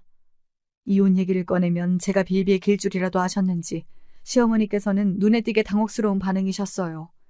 남편은 무슨 이런 일로 이혼까지 하냐며 이제 돈도 많이 들어올 텐데 용돈 좀 올려드리는 게 뭐 그리 어렵냐고 난리냐 꼴값을 떨어대고 둘 다 너무 지긋지긋해서 꼴도 보기 싫어 그대로 집 밖으로 쫓아냈습니다. 그러고 나니 속이 시원하더라고요. 내가 뭐하러 지금까지 저 꼴을 다 참고 살았나 싶기도 하고요. 그렇게 간만에 편안한 밤을 보내고 아침에 출근 준비를 하고 있는데 남편에게 전화가 왔습니다. 여보, 큰일 났어. 우리 엄마가 병원에 실려갔어. 갑자기 그게 무슨 소리냐 물으니 글쎄 어머니께서 본인이 아들 결혼을 잘못 시켜서 아들 인생을 망쳤다며 어젯밤에 약을 먹고 죽어버리겠다 난동을 피우셨다는 거예요. 그렇게 수면제를 한가득 먹고 병원으로 실려가 위세척을 받으셨다는데 당황스럽긴 했지만 그래도 걱정되는 마음에 한 걸음에 병원으로 달려갔습니다. 그런데 위세척을 받고 누워있다던 시어머니는 병원 그 어디에도 계시지 않았고 남편에게 전화를 해보니 너무나 당혹스러운 목소리로 벌써 병원에 도착했냐. 실은 아까 어머니 모시고 퇴원해서 집에 가는 길이다. 횡설수설을 했습니다. 그 꼴을 보니 딱 알겠더라고요. 전부 다 거짓말이구나. 나보고 죄책감을 좀 느껴보라고 생쇼를 한 거구나 하고요. 순간 어찌나 화가 나던지요. 저희 언니가 어떻게 세상을 떠났는지 다 알고 있는 사람들이 도대체 무슨 생각으로 그런 짓을 벌인 것인지 도저히 이해가 가질 않았습니다. 남편은 전부 어머니가 시켜서 한 일이라며 시어머니께서 이렇게 하면 분명 제가 반성하고 돌아올 것이라 말했다고 속 뒤집어지는 소리를 했습니다. 솔직히 어제는 홧김에 이혼 얘기를 꺼냈던 것이었지만 이런 일까지 당하고 나니 정말 더 이상은 도저히 이 사람들이랑 가족처럼 살기 어렵겠다 싶었어요. 다시는 내 얼굴 볼 생각하지 말라며 소리를 고래고래 지르고 그 길로 어머니를 찾아가 이혼하겠다 말씀드렸습니다. 처음에는 그게 무슨 소리냐며 저를 말리려 하시던 어머니께서도 제 이야기를 다 들으시고서는 그런 인간들하고는 연을 끊어야 한다며 노발대발하셨어요. 그동안 어찌나 참고 살았는지 어머니께 말씀을 드리는데 저도 모르게 눈물이 줄줄 흘렀습니다. 마음 같아서는 바로 인생에서 치워버리고 싶은 인간들이었지만 그동안 당해온 세월이 억울해 도저히 그냥은 이혼을 못 해주겠더라고요. 결국 변호사를 찾아가 소장까지 썼고 지금은 이혼 소송이 진행 중입니다. 당연히 상황은 제게 유리하게 흘러가고 있어요. 그동안 시댁 식구들이 저를 가정부처럼 부려먹은 것, 제게 막말을 쏟아내며 인격적으로 모독한 것, 말도 안 되는 요구를 하며 금전적으로 협박한 것까지. 겨우 위자료 몇 푼 받는다고 제가 그동안 당했던 서름이 풀리진 않겠지만 그거라도 받아야 속이 좀 시원해질 것 같아요. 얼마 뒤면 지긋지긋한 소송도 곧 끝이 나고 한 가지 더 좋은 소식이 있습니다. 중환자실에 들어가셨던 아버지께서 상태가 많이 호전되어 일반 병실로 자리를 옮기셨어요. 사실상 이제는 정말 거의 돌아가셨다 생각하고 있었는데 병원에서도 믿기지 않는 수준이라며 2번의 기적이 일어난 것이나 다름없다고 말했습니다. 아직 완벽하게 회복하셔서 자리를 털고 일어나신 건 아니지만 일상적인 대화나 생활에는 아무런 문제가 없는 수준입니다. 아버지께서 퇴원하시면 지금 살고 있는 아파트를 처분하고 부모님과 함께 병원 근처에서 셋이서 살 생각이에요. 이렇게 가족이 다시 모여 살 날이 오리라고는 생각하지 못했었는데 참 묘한 감정입니다. 물론 언니가 곁에 없기에 모든 가족이 완벽하게 제외한 것은 아니지만 그래도 오랜 시간이 지난 지금에서야 언니의 죽음을 온전히 받아들일 수 있게 된 것 같아요. 언니가 세상을 막 떠났을 때는 이별을 슬퍼할 새도 없이 현실을 살아가느라 언니의 죽음을 가슴 깊은 곳에 묻어놓고 꺼내볼 생각을 하지 못했거든요. 그래서 슬픈 줄도 몰랐던 것 같아요. 저와 어머니를 두고 먼저 떠나버린 언니가 마냥 원망스럽기만 했고요. 그렇지만 시간이 많이 흐른 지금에서야 언니가 참 그립고 보고 싶고 언니를 떠올리면 가슴 한켠이 아린 기분이 듭니다. 동생인 제가 이 정도인데 부모님께서는 심정이 어떠시겠어요? 가슴이 정말 천갈래 만갈래로 찢기는 심정이시겠죠. 그 마음을 잘 알고 있기에 제가 더 밝고 씩씩하게 부모님을 모시고 지내려 노력하고 있습니다. 하루하루가 지치고 앞날이 조금 막막해질 때도 있지만 제 인생 이막이 시작되었다고 생각하고 힘내려고요. 구질구질한 전남편과 시댁 식구들을 뒤로하고 한번 사는 인생 더 의미 있게 살아보고 싶습니다. 여기까지 길다면 길고 짧다면 짧은 제 이야기를 들어주신 모든 분들께 감사드립니다.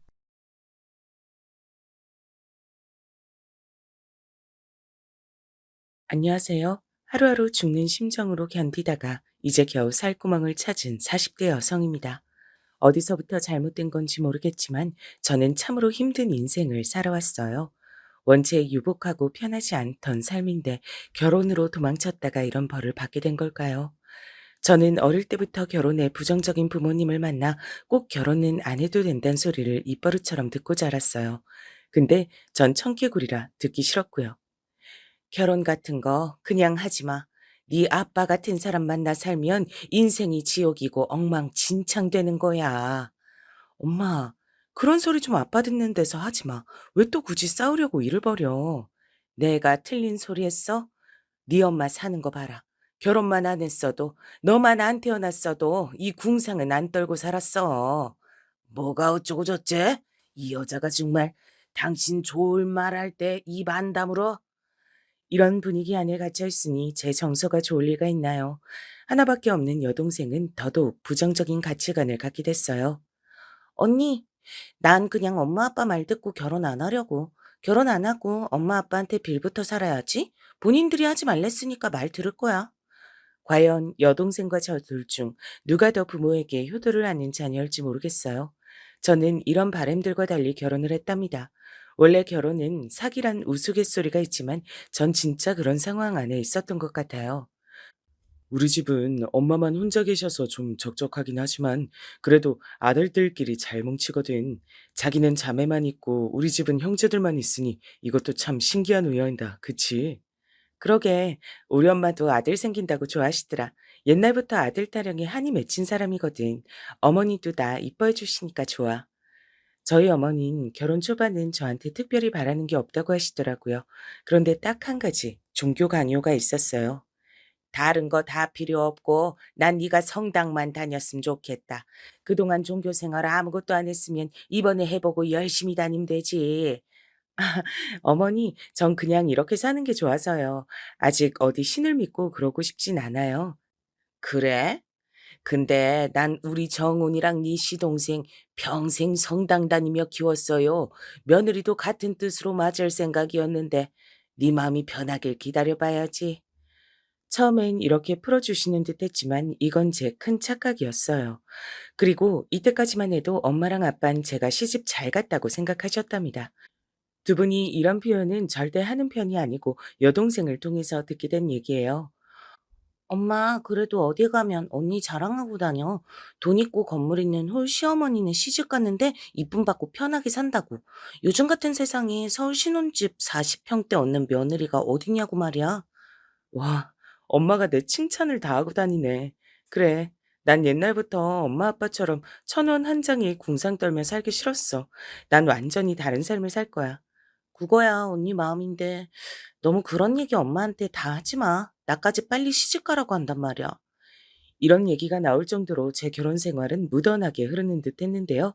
첫 아기가 생기고 난 뒤부턴 어머님 변하시더군요. 그것도 오래 참은 거라면서요. 나는 우리 서율이 태어날 때까지만 참았어. 주변에 보니까 며느리랑 뜻 맞으려면 그때까진 참으라고 하더라. 내 속이 진짜 속이 아니었다. 네? 어머니, 근데 저는 정말 성당 안 다닐 거예요. 지금 남편이랑 같이 애기 보고 하는 것만으로도 시간이 너무 부족한데. 다른 거 하라는 게 아니잖아. 그냥 정한 날짜마다 같이 가기만 하면 돼. 가서 애도 봐주고 할 테니까 너무 그렇게 앓는 소리 하지 마라. 내가 얼마나 그간 말도 못하고 입 닫고 답답하게 살았는지 아니? 어머니는 이때 아주 완강하게 의사를 표현하셨고 저도 사실 이 무렵에 어머니 도움이 필요한 터라 참았어요. 왜냐면 아기를 낳았고 당장 조리도 해야 되는데 친정에선 도움을 줄 수 없었거든요. 어머니가 따로 돈 들여서 도우미를 보내주셨어요. 나처럼 이렇게 며느리 대우해주는 시어머니가 어딨어. 전지에 둘러봐도 찾기 쉽지 않을 거다. 그런데다가 너 잘 되라고, 너 복 빌어주게 성당도 다니자고 하고 유정이 너는 시댁 잘 만난 줄 알아. 하지만 저는 점점 늘어가는 자잘한 요구들이 불편해졌어요. 당연히 이 무렵에 남편이랑도 얘기했지만 별로 시원치 않았어요. 성당 가는 게 뭐가 힘들어. 당신은 다른 종교 갖고 있던 사람도 아니잖아. 그냥 가자고 하시면 잠깐 왔다 갔다 하면 돼. 그걸로 끝나는 게 아니니까 문제지. 몇 번 갔지만 나보고 받으라고 하시는 교육만 몇 갠데, 아, 왜 자꾸 그런데 나를 집어넣으려고 하시는 거야. 음, 자기야, 말 좀 가려서 했으면 좋겠다. 당신을 집어넣으려고 한다니. 우리 엄마가 아주 이상한 사람처럼 들리잖아. 그럼 아냐? 우리나라는 명백히 종교의 자유가 있는 나라야. 나한테 설명해 주시는 것까진 괜찮은데 이렇게 강압적으로 나오시는 건 싫어. 결국 이처럼 고부 갈등은 부부 갈등이 돼버렸어요. 저와 남편도 사이가 막 무탈한 건 아니고 육아 관련해서 둘이 다툴 때가 좀 있었거든요. 역시나 남편은 이 부분에서도 저랑 자꾸 반대 의견을 내더군요. 일주일에 한 번만 나가는 거고 교육하는 데 시간 많이 안 써도 돼. 내가 애기 봐주면 되잖아. 그런 사소한 걸로 자꾸 엄마랑 부딪히고 싸우고 그러지 마. 내가 장모님이랑 그럼 좋겠어. 뭐? 우리 엄마가 언제 나서서 당신한테 이래라 저래라 한 적이 있어? 우리 집은 아무것도 강요 안 해. 어머니가 저렇게 일방적이신 거지. 하지만 남편은 여기서 본인도 내심 생각하고 있었던 마음을 내보이더군요. 저는 이 부분은 우리 친정에 말하기 창피해서 참아봤어요. 솔직한 마음으로 이런 말까진 하기 싫었는데 당신이 그런 식으로 비교하면 나도 말해야지. 우리 엄만 노후를 끌어다가 우리 집도 사주고 서율이 태어나고 용돈이랑 애기 옷까지 사주시잖아. 그러니 엄마도 할 말이 많은 거지. 지금 돈을 이유로 들어서 날 궁지에 모는 거야? 우리 친정은 돈 되는 거 없으니까 어머니 말 들으라 이거지? 마음대로 생각해. 난 전혀 그런 의도가 아니니까. 남편은 이렇게 말을 던져놓고 뒤로 빠지는 편이었고 애가 태어나고 우린 더더욱 더 자주 다투게 됐어요. 거기에 어머니까지 성당 강요에 혈안이 되어서는 제 정서는 조금씩 나빠지게 됐답니다. 그런 와중에 우리 시댁엔 새 식구가 들어오게 됐어요. 저보다 더 무뚝뚝한 성향이지만 직업은 아주 좋은 동서가 나타났답니다. 어머니는 처음부터 꽤나 자랑을 하셨어요. 아마 저한테 감정이 있어서 더 그랬나 봐요. 여기 우리 새로 만난 둘째 며느리 영미야. 승현이가 보는 눈도 있고 해서 아주 괜찮은 아가씨를 데려왔지. 지금 검사로 일하고 있대. 얼른 이리 가까이 와서 인사해. 아, 네, 안녕하세요. 처음 뵙겠습니다. 그러자 남편도 옆에서 너스레를 떠는데 너무 얄밉더라고요. 와, 우리 집에 검사가 들어오다니 대박이다. 승윤이 덕을 내가 이렇게 보네. 이러면서 다들 반기는 분위기였고 저도 그럭저럭 환영을 해줬어요. 그런데 저랑 다른 게 있다면 동서는 확실히 좋은 직업이라 그랬던 걸까요? 딱히 종교 강요도 받는 것 같지 않고 시댁과 신혼집 거리도 아주 멀었답니다. 이 부분은 남편이 저 들으란 듯이 말해서 알았어요. 승현이랑 재수 씨네는 자기들이 집 얻어서 살고 있어. 알다시피 재수 씨 능력도 괜찮고 처가도 잘 사는 편이라던데.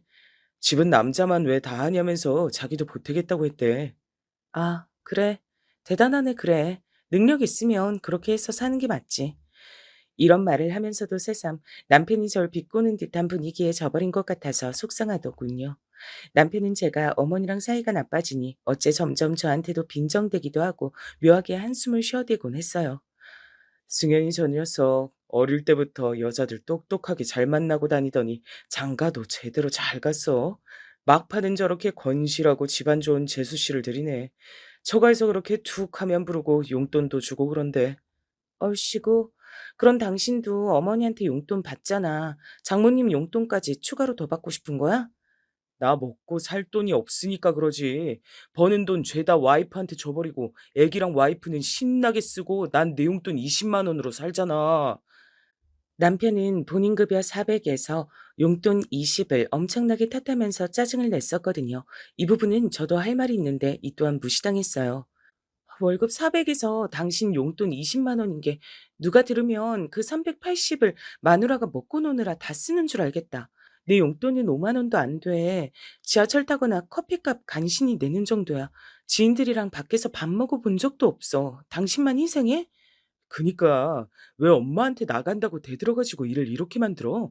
엄마도 화나니까 니들끼리 알아서 나가 살라고 집 비우라고 난리지. 이 말처럼 전 어머니랑 대판하게 됐거든요. 몇 번 성당 가자고 하시는 거 맞춰들었더니 단 한 주도 안 빠지고 따라가길 원하셨어요. 그러다가 더 확장되어 생전 저는 경험도 안 해본 제사도 늘리시더라고요. 애들 아빠 있을 땐 진즉 이렇게 다 하다가 나도 먹고 살기 힘들어서 빼놨었어요. 근데 이제 며느리들도 하나씩 들어왔으니까 다 해야지. 그래, 진즉에 이렇게 했어야 해. 어머니, 아시다시피 서유리가 이제 돌 지난 참이라 전 그렇게까진 못해요. 그리고 어머니가 세우신 제사 계획은 한 명이선 절대로 못해요. 아니, 둘이라도 모자라다고요. 이러니 어머니랑 저는 점점 뾰족해져서 아기가 예민해져서 우는데도 계속 싸운 거예요. 너는 어쩜 그렇게 맨날 안 되는 것만 얘기하니? 시어머니 얘기 다 들어보지도 않고 맨날 무작정 탁탁 잘라버리더라. 그렇게 전부 네 맘대로 하고 살 거면 왜 결혼했어? 아니, 어머니 그게 아니라 전 자르는 게 아니고 지금 상황에서 가능한 것만 말씀드린 거예요. 됐어. 나도 이제 마냥 네 기분에만 다 맞춰주며 살진 못하겠다. 성당도 제대로 안 나오고 뭐래도 다 싫다고 하고 네 뜻대로 해주마. 대신 니들 능력대로 살아. 나 그 집도 팔아버릴 테니까 새로 알아봐라. 네? 어머니, 지금 갑자기 그렇게 말씀을 하시면 어떡해요. 저랑 남편이랑 서유리는 어디 가라고요. 니들 거처를 왜 나한테 물어? 니들 능력껏 잘 살겠다며. 받기만 하고 너는 줄을 모르니 그거 보면서 속 터지기 싫어. 노인네를 바보로 하니? 아니, 그럼 당장 지금 어떻게 하라고 하시는 거예요? 우리 세 가족 갈 데도 없는데 이게 그렇게 분풀이로 결정하실 일이 아니잖아요. 그러거나 말거나 어머니는 얘기를 끊어버리셨어요. 화가 난다면서 곧장 가방을 들쳐안고 집으로 가버리신 거고요. 남편을 통해서 통보하셨답니다. 와, 나 진짜 엄마가 이렇게까지 화난 거 처음 봐. 자기 대체 엄마랑 무슨 일이 있었던 거야? 엄마 왜 이래? 조만간 다 짐 빼래. 대출 받아서 살라고 이 아파트는 다시 팔아버린다는데. 이 말을 듣고 착잡해진 저는 도저히 감당이 안 되는 거로 곧장 어머니께 다시 연락을 했는데요. 어머니는 수일간 제 전화를 받아주지 않으셨어요. 몇 번 찾아갔는데도 안 만나주셨고 정말 환장할 노릇이더군요. 저기, 엄마가 화 풀릴 때까지 연락하지 말라네. 오늘 집 앞에 과일 두고 갔다며 당신? 엄마가 그거 옆집 줬다고 이제 그런 거 하지 말래. 집은 하루라도 빨리 뺄 생각하라고 하고. 대체 당신 왜 이렇게 일을 꼬이게 만들었어? 그럼 우리 어떡해? 아니, 사실 이게 진짜 내 탓이기만 한 거야? 하지만 남편은 어머니로부터 어떤 언지를 들었는지 몰라도 제 편이 돼주질 않더라고요. 몰라. 당신이 서유를 재우고 시간 남을 때 부동산 좀 알아보고 해봐. 환장하겠다, 진짜. 결국 분위기는 최악으로 치달아 정말로 우리는 집을 알아보게 됐고 급히 재정도 아끼게 됐고 난리가 났어요. 수개월을 힘들게 살던 중 저는 갑자기 이상한 상황을 하나 발견하게 됐답니다. 여보, 내가 받은 평수 아파트 보냈는데 아직도 메시지 확인을 안 했네. 좀 보라고 했잖아. 몰라. 나 받은 게 없는데. 일단 나 씻고 좀 올게. 전 이때 답답해서 남편이 화장실 들어가면서 던져둔 휴대폰을 잡고 찾아보려는데요. 그 순간 바로 위에 툭 메시지가 뜨는데 이거 앞만 봐도 해독이 어려운 내용인 거예요. 이렇게 왔더라고요. 서율이 아버님, 다음에도 서율이랑 우리 태원이랑 함께 놀면 좋을 것 같은데 시간 언제 괜찮으세요? 태원이가 서율이를 계속 찾아요. 대체 이게 뭔 내용인가 해서 멍하니 있다가 그 톡을 열어서 봤어요. 그런데 몇 마디가 그렇게 길게 나눈 톡방은 아니더라고요. 하지만 결정적으로 제 눈을 강타한 조금 놀라운 사진이 하나 있었어요. 그건 남편이 우리 딸을 안고 어느 키즈 카페 같은 데에서 어색하게 웃고 있고 그 옆엔 고만한 아들내미를 아는 예쁘장한 애기 엄마가 바로 옆에 앉아 V자를 하고 있더라고요. 이게 뭔 사진이야? 언제 이런데? 가만 있자. 애기 옷 사진이. 생각해보니 이날은 제가 어머니를 따라 성당 교육을 받으러 갔던 날인 거예요. 그날 남편이 딸내미를 데리고 공원에 가서 놀아준다고 했는데 그때 찍은 것 같았어요. 근데 뭔가 분위기가 좀 그렇더라고요. 왜 여자들은 알지 않나요? 자기 남편이 뭔가 어색해하는 표정이나 뭔가 해서 여자를 의식하고 그런 얼굴 말이에요. 그 순간 남편이 화장실에서 나오더니 절 보고 화들짝 놀랐어요. 와, 깜짝이야. 당신 왜 화장실 앞에서 뭐야? 뭘 보는 거야? 당신 태원이 엄마가 누구야? 이게 다 뭐야? 뭔 사진인데 이거? 그러자 남편은 제가 크게 확대해서 보여주는 사진에 깜짝 놀라더니 바로 핸드폰을 뺐더라고요. 아, 이거? 이거 그거 그때 저기 언제지? 잠깐만. 머리 물기 좀 닦고. 뭐야. 왜 핸드폰을 몰래 보냐고. 저번에 내가 어머니 따라 성당 갔을 때 맞지? 당신은 서율이랑 공원 간다고 했던 그날인 것 같은데? 어 맞아. 그때일 거야. 맞아. 서율이랑 같이 갔어. 와중에 전 냉정을 찾기 힘들었지만 아주 건조하게 읊어댔어요. 당연히 그랬겠지. 그때 사진인 것 같네. 당신은 몰라도 애는 머리 펴서 보냈고 어떤지 난 기억하니까. 그게 그날 공원 갔을 때 서유리가 잘 놀아서 어쩌다 보니까 나도 혼자 왔고 거기에 엄마도 혼자 왔고 애들 밥 먹일 때 되고 그래서 애들 놀게 한 거야. 그래? 근데 뭐 이렇게 사진까지 찍었대. 그리고 당신 나한테 그런 말 전혀 안 했잖아. 저는 괜히 억하심정인지 몰라도 그 사진 속 이쁘장한 여자가 묘하게 우리 남편 쪽으로 얼굴을 기울고 있는 게 참 싫더라고요. 결혼한 여자들이라면 대부분 이런 거 싫지 않을까요? 이상하게 끼부린다는 느낌이 들었어요. 당신, 내가 서율이 데리고 요 앞 놀이터 가서 논다고 쳐? 그때 또래 애 아빠가 옆에 와서 애들끼리 잘 놀면 그렇게 다 같이 한 차를 타고 이동해서 밥 먹고 사진도 저러고 찍으면 어떨 것 같아? 뭐? 그 새끼 가만 안 두지. 그 완전 미친놈 아니야? 얼씨구. 나한텐 지금 당신이랑 저 애 엄마가 딱 그 상황이야. 그날 같이 한 차로 움직이고 밥까지 먹고 사진은 왜 찍어서 갖고 있는 건데? 나 못 참겠어. 그 여자 번호 넘겨. 와, 여보, 이거 진짜 애 욕먹이는 거야. 그냥 단순히 같이 밥 먹고 그랬을 뿐이고 그 뒤로 또 본 것도 아니고 진짜 아무것도 아니야. 근데 이렇게 뭐라도 잘못된 것처럼 몰아세워야겠어? 나중에 소율이랑 같이 지나가다가 그 집 또 보면 얼마나 민망하겠어. 누가 뭐래? 뭘 상상하는 거야? 난 그냥 우리 애랑 애 아빠랑 좋은 시간 보내줘서 고맙다고 단돌이 하는 거야. 당신이야말로 꿀릴 거 없으면 번호 내놔. 이리하여 저는 끝내 번호를 받았고 그 애엄마에게 문자로 연락했어요. 남편은 옆에서 저에게 있는 짜증을 다 내고 있었고요. 안녕하세요. 저 서율이 엄마예요. 우리 애아빠랑 서율이랑 차도 태워주시고 밥도 같이 드시고 사진도 예쁘게 잘 찍어주셨다고요. 저희 가족이랑 좋은 시간 보내주셔서 감사해요. 다음엔 저랑도 같이 한번 봬요. 이렇게 무미건조하게 제가 문자를 보내놨는데 나중에 아주 호들갑을 떨면서 답장이 왔더라고요. 근데 웃긴 게 저랑 만나긴 싫어하는 거예요. 어머, 안녕하세요. 서율이 어머니시구나. 그날 서율이 아버님이 우리 태원이랑 저한테 너무 잘해주셔서 감사한 시간 보냈어요. 저도 또 뵈면 좋을 텐데 제가 곧 복직 예정이라 바쁠 것 같아요. 나중에 애들끼리 또 보면 좋겠네요. 그럼 안녕히 계세요. 이렇게 왔으니 짜증이 안 날 수가 있을까요? 분명히 우리 남편한테 단독으로 연락했을 땐 또 보고 싶어 하는 것처럼 문자를 보냈잖아요. 제가 엄마 대 엄마로 보자고 하니까 자리를 훅 피하더라고요. 이때 저는 너무 짜증이 났고 남편은 계속 상황을 회피하다 싸움이 커졌어요. 결국 저는 이 문제를 어머니에게 들고 갔고 어머니는 같은 여자가 보기에도 좀 찜찜한 구석이 있었나 봐요. 가만히 뵙고 그렇게 저한테 차갑게 구시더니 이 내용을 알고서 조금 쩔쩔매시더라고요. 아니 이건 저기 정연이도 뭐 별 생각이 있었겠니? 그냥 애들끼리 좋아하니까 놀라고 한 거겠지. 너도 그렇게 생각하고 말어. 딸내미 데리고 다니면서 설마 헛짓할 생각을 했겠어? 근데 저한테 얘기도 안 해주고 몰래 감사의 선물 메시지 같은 것도 보내고 했더라고요. 회사에서 있던 오만 가지 일은 다 저한테 말하는 사람이 저 얘기를 안 한 게 좀 그렇잖아요. 그러자 어머니는 눈치를 엄청 보시더군요. 아유, 저기 별일 아닐 거야. 내가 장담해. 우리 정연인 절대 여자 문제로 속썩일 애가 아니야. 게다가 봐라. 네가 보여준 이 통 내용만 봐도 저 애 엄마가 해픈 여잔 건지 계속 웃고 먼저 말 걸고 하잖아. 이건 진짜 아무 일도 아니야.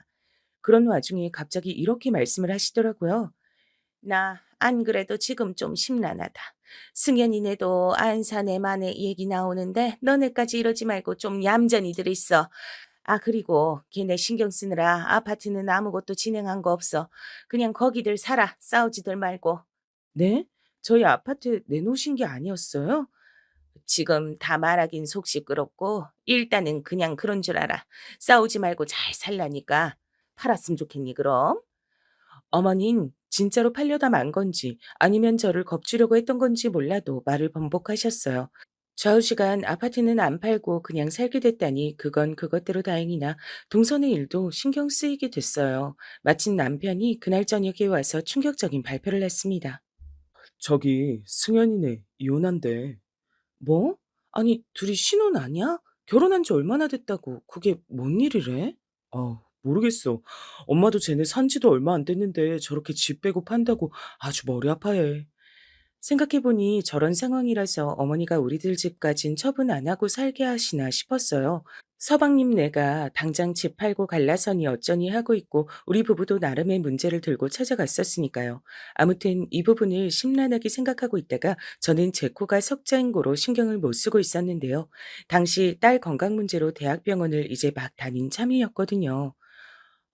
뭔 놈의 일들이 이렇게 겹치는 건지 남편 그 이상한 일부터 우리 동선의 이혼 문제, 소율이 피부 문제랑 진짜 머리 아파.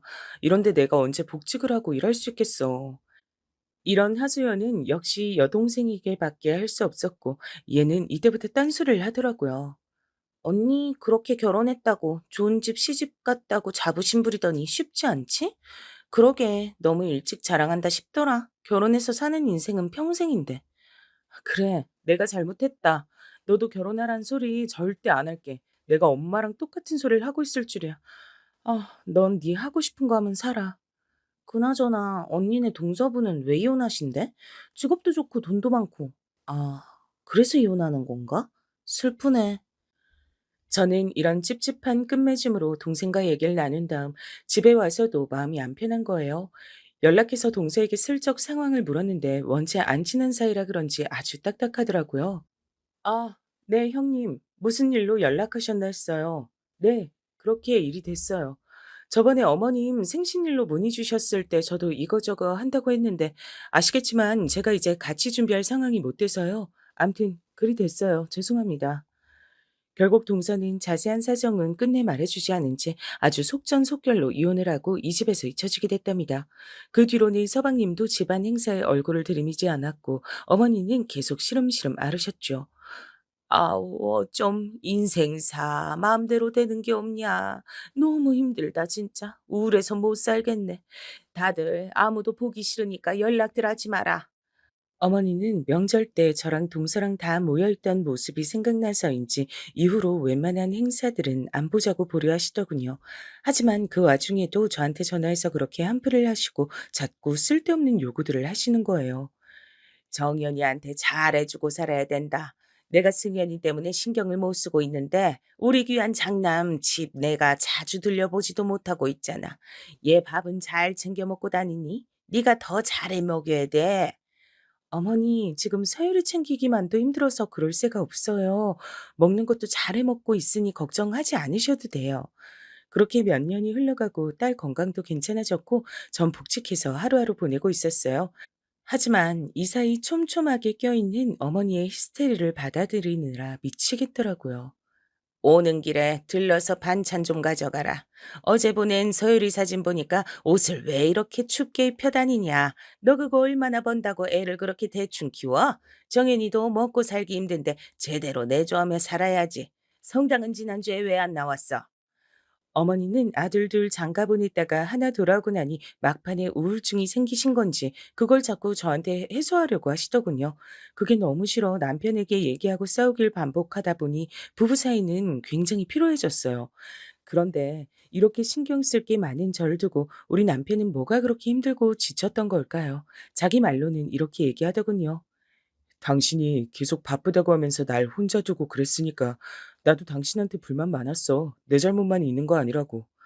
전 이런 남편이 너무 어이가 없어 물을 뒤집어 씌우려다 참았어요. 왜냐면 남편은 또 이상한 흔적을 저에게 걸렸거든요. 게다가 이 정도 말이 나오게 된 건 도저히 숨길 수 없게 됐기 때문이에요. 당신은 좀 눈치라도 있어서 뭘 제대로 숨기기라도 하던지 어쩜 이렇게 들킬 일을 저질러? 저번에 그 애엄마 일은 100번 양보해서 그냥 넘어가 줬더니 이렇게 뒤통수 치는 거야? 그게 진짜 그 이상의 일은 없었다니까. 거래처 여직원이야. 같이 외근 다닌 것뿐이고. 하지만 전 이 말을 믿을 수 없었어요. 왜냐면 남편 핸드폰이 갑자기 바뀌고 차 블랙박스가 삭제되는 등 이상한 낌새가 동시다발적으로 일어났거든요. 애 어린이집 보내고 저도 복직으로 바쁘고 한쪽으론 어머니 전화에 시달리는데 그 사이에서 이 인간은 지 나름대로 바쁘게 머리 굴리며 살더라고요. 핸드폰 내가 어제 증거 찾아서 내 폰으로 옮겨놨어. 이제 와서 발뺌할 생각하지 마. 둘이 모텔도 다녔더만. 내가 거기까지 쫓아가서 더 추가로 뭐라도 받아올까? 이 말을 하면서 저는 입술이 달달 떨려와서 나중에는 발음도 잘 안 되더라고요. 남편은 엄청 긴장을 하더니 적어도 이때는 싹싹 빌었어요. 제발, 내가 잘못했어, 여보. 그냥 회사에서 서로 힘든 일 얘기하다 보니까 다시는 안 만날게. 당신도 잊어주라. 내가 서율이랑 당신한테 더 잘할게. 말도 안 돼. 난 어머니한테 이거 알릴 거야. 왜 나만 속 끓여야 돼? 전 그렇게 당당하게 저더러 아들 잘해주라고 요구하시던 어머니에게 이 사실을 알렸고요. 어머니도 제가 증거를 다 드리미니 움찔하시더군요. 아니, 정연이 이 자식이. 아휴, 그래, 알았다. 이게 무슨. 암튼, 그래. 내 제대로 얘기하마. 일단 가봐라. 어머니 딴에도 충격을 받은 듯 보였고 전 이때만 해도 어머니 말을 믿었어요. 대충 봐도 이 상황에서 큰 소리 칠 만한 건 저밖에 없지 않을까요? 근데 몇 달이 흘러 갑자기 남편은 엉뚱한 소리를 하더라고요. 왜 제가 이런 말을 들어야 했던 걸까요? 음, 나 당신이랑 그만 살았으면 하는데 이혼하고 싶어. 맨날 이렇게 사는 것도 힘들고 눈치 보고 살기 싫다. 해달라는 거 다 해줄 테니까 이혼해줘. 뭐야? 지금 애도 듣는 앞에서 뭔 소리야? 그러나 남편은 막무가내였고 연일 이혼해달라고 시위를 벌이더니 급기야는 짐을 싸서 나가버렸어요. 이 충격에 저는 다니던 직장도 그만둬야 하는 건지 시름시름 앓고 있었는데요. 어머니도 한동안은 제 편을 들어주시다가 역시 팔은 안으로 굽는 걸까요? 태도를 슬슬 바꾸시는 거예요. 그러게. 내가 너 성당 제대로 안 다닐 때부터 알아봤어. 그니까 이렇게 힘든 일들이 생기는 거 아니냐. 정연이도 너가 자꾸 나랑 부딪히고 하지 않으면 딴 여자 보거나 이혼할 생각 안 했을 거다. 와, 이게 무슨 말씀이신지. 저 오늘은 어머니랑 얘기 오래 못 나누겠네요. 전화 끊겠습니다. 전 당시 보통 정신 상태가 아니라서 친정에 애를 대충 맡겨두고 머릿속으로 온통 남편의 뒷조사만으로 가득해졌었어요. 그러다 겨우겨우 하나씩 퍼즐처럼 맞춰나가서 남편이 만나는 듯 했던 그 여자를 찾으러 갔답니다. 그런데 이 기집애가 아주 보통이 아닌 거예요. 제가 넉넉고 힘들어하던 사이 뒤에서 어머니와 남편, 이 여자애는 어마어마한 일을 벌리고 있었더군요. 저 임신했고 곧 아기 낳아요. 왜 이혼을 안 해주시는지 저도 너무너무 궁금해서 만나뵈려고 했어요. 어머니랑도 이미 얘기 다 됐는데 언제까지 그렇게 우리 피를 말리실 거예요? 이 기집엔 한눈에 봐도 배가 불러 있었고 듣자니 우리 남편이랑 같이 살고 있다더군요. 오빠가 그쪽 때문에 죽을 것 같대요, 진짜. 이혼해서 집도 주고 양육권도 주고 다 가지라고 한다는데 자꾸 그렇게 버티실 거예요? 적반하장으로 나오는 이 여자의 기에 눌려버린 저는 몇 마디 시원하게 따지지도 못하고 등신처럼 걸어 나왔답니다. 아마 다들 답답하시고 왜 그렇게 하고 나왔냐며 절 욕하시고 싶으시겠죠. 제가 딱 그 꼴을 저희 친정에 당했답니다. 피해자는 나인데 피해자가 시원스레 일 처리를 못하고 듣는 사람들 답답하게 한다고 우리 친정은 저에게 어마어마한 손가락질을 했어요. 아이고 이 등신아 네가 뭘 잘못했다고 그년 얘기만 고분고분 쳐듣고 나왔어. 그래서 이혼 안 해주고 버티려고? 무슨 깡으로. 게다가 이혼 안 해줄 거면 지들 새끼까지 키우라고 지랄들이던데 너 진짜 미친 거 아니냐? 세상 등신도 너 같은 등신은 없을 거다. 공부 실컷 시켜놓고 없는 형편에 좋은 학벌 만들어놨더니 덜컥 결혼부터 해서 애 낳고 그렇게 지 앞길 지가 꼬내아주 그러게. 그렇게 기우는 결혼하는 거 아니랬더니 굳이 우겨가지고 해놓고서는 애미 애비 가슴에 그렇게 대못을 박냐? 왜 다들 나한테 이렇게들 난리야. 자신 있으면 쫓아가서 사위 멱살이라도 잡고 사돈네 집이라도 뒤엎어. 그럼 내가 당장 어떻게 해야 돼? 이제 막 복직해서 난 돈도 없어. 서율은 어떻게 키우라고. 내가 잘 사는 것 같을 땐 아무 말도 안 하더니 이렇게 힘들어지니까 나보고 등신이라고? 부모가 할 소리야 그게? 전 이 길로 뛰쳐나와 친정과 한동안 연락을 끊었는데 더 기막힌 일이 저에게 찾아왔어요. 그렇게 이혼해달라고 악마처럼 굴던 남편이 얼마간 연락이 없었고 전 남편이 없는 집에 아이와 살며 죽은 사람처럼 버티고 있었는데요. 토요일 오전 9시쯤이었을까요? 저는 사실 그날 날짜까지 다 기억한답니다. 이때 남편이 갑자기 불쑥 들어왔어요. 우리 딸 서유리가 아빠를 놀라서 부르기도 채 전에 남편은 웬 아기를 안아들고 현관에 서 있었어요. 뭐야 당신? 진짜 나 죽는 꼴 보고 싶어? 못 키운대. 그니까 당신이 좀 어떻게 해줘. 뭐라고? 서유리 너 잠깐 방에 들어가 있어. 와 진짜 죽겠네. 사람을 아주 죽어라 죽어라 하는구만. 니들끼리 좋아서 싸질러 놓고 뭐? 그걸 나보고 키워? 니네 돌아버린 거 아니야?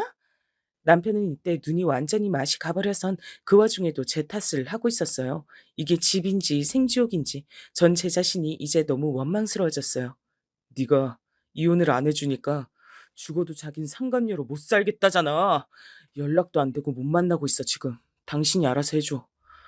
그러면서 본인 신발도 안 벗은 상태로 현관 옆 소파 쪽에 애기를 누이더니 다시 제 앞에서 사라져 버렸어요. 애는 기겁을 하고 울어대고 온 귀를 쩌렁쩌렁 울려대는 그 소음에 저는 제가 더 큰 사고를 치지 않은 게 대견하다고 말하고 싶어요. 이 모든 죄악의 씨앗 같은 그 애기를 보고 도저히 한 집안에 못 있겠더라고요. 저는 곧장 어머니에게 전화했어요. 당장 이리로 와서 어머니 새끼 데려가세요.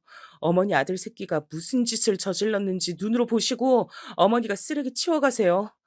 하지만 이 말로 인해 어머니는 우리 집에 쫓아오셔서 아기를 데려가긴 했지만 저는 이날 정말 처음으로 어머니에게 머리채를 잡히게 됐어요. 이거 너무 코미디 아닌가요? 말을 못돼 처먹게 했다면서 대뜸 저런 일을 저지르신 거예요. 너 네가 이 집을 다 망쳐놨어. 너 같은 게 들어와서 우리 정연이도 아주 말려 죽이고 그러니까 애가 집에 못 있고 자꾸 밖으로 놔두는 거 아니야. 너 좋은 말 할 때 이혼하고 이 집에서 꺼져. 서유리도 내가 데려갈 거야. 안 돼요. 서유리는 안 된다고요. 이때 가운데 껴있는 애들만 미친 듯이 울어대고 나중에 저도 기진맥진해서 울고 가까스로 어머니로부터 제 딸은 떼냈고 저는 그 길로 택시를 타고 친정으로 향했어요. 말할 힘도 없어 피를 토해내듯 울며 제 딸을 봐달라고 엄마에게 부탁을 했는데요. 저는 정말 이런 생각이 들었어요. 엄마가 이때 조금만 저에게 따뜻하게 말을 해줬다면 어땠을까요? 그냥 말없이 손녀를 받아주면서 그보다 더 지쳤을 딸의 얼굴이라도 한번 쓰다듬어 줬다면 어땠을지. 1년도 채 안 된 시간에 너무나 많은 일을 겪어버린 딸을 말이에요. 하지만 엄만 저를 대차게 밀어내는 말을 했고 저로서 많은 것을 포기하도록 만들었어요. 너 내 말 안 듣고 똑똑한 척 네 멋대로 살더니 결국 이런 지랄 난 꼴을 만드는구나. 이게 뭐야 진짜 한심해 죽겠다. 네 새끼 하나 제대로 못 키우고 이렇게 데려와서 환갑 넘은 노친네들한테 맡기고 서방 하나 단속 못 해가지고 혼외 자식을 떠맡어? 내가 안 떠맡았어. 어머니가 데려갔다고 엄마. 나 지금 힘들어. 나 어머니한테 머리채까지 잡혔어. 그만 좀 해. 나 진짜 죽을 것 같아. 아유, 꼴 보기 싫어.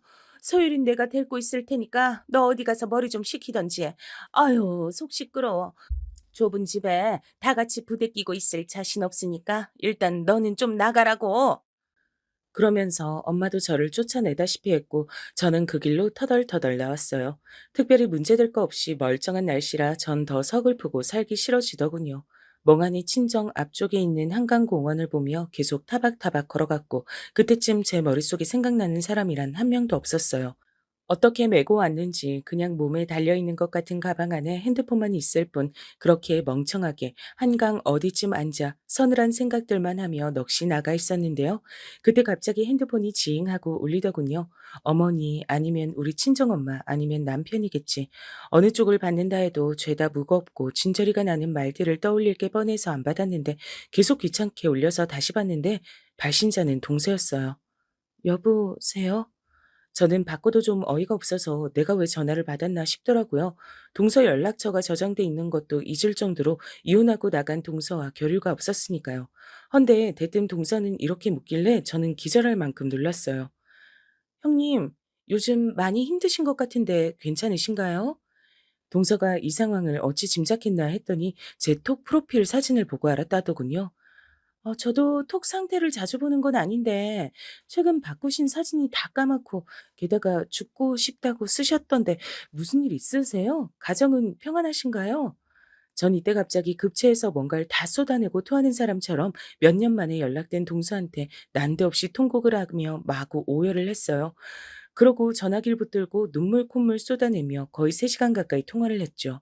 지금 생각해보면 그 전화를 용케 듣고 있어준 동서도 대단했네요. 그런데 끝물이었지. 동서가 이렇게 말을 해주는 거예요. 제가 한 번도 생각해보지 않았던 방향으로요. 형님, 그래서 그렇게 그냥 이혼을 해주시거나 아님 스스로를 힘들게 하시거나 하고 끝내시게요? 저도 그 집에 당한 게 많아서 아직 해소 안 된 분노가 있어요. 그리고 하는 꼴도 여전히 똑같고 알량한 재산 갖고 사람 함부로 대하는 거 그대로네요. 저기 제가 대신 복수해 드려도 될까요? 복수? 복수라니?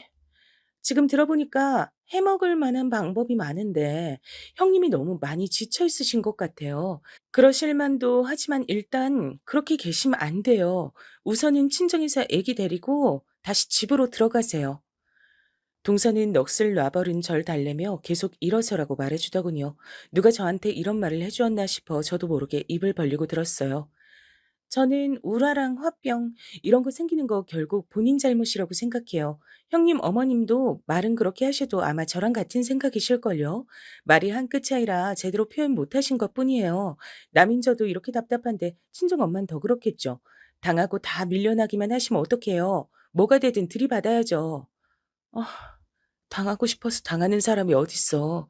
남편이 저렇게 죽자 사자 달려드는데 창피해서 어디 말할 데도 없고 경제적으로 여유 있는 어머니인 내가 어디 못 갈 거 알고 저렇게 함부로 하시는데 형님 이혼 별거 아니에요 생각보다. 그리고 제가 이혼 왜 할게요?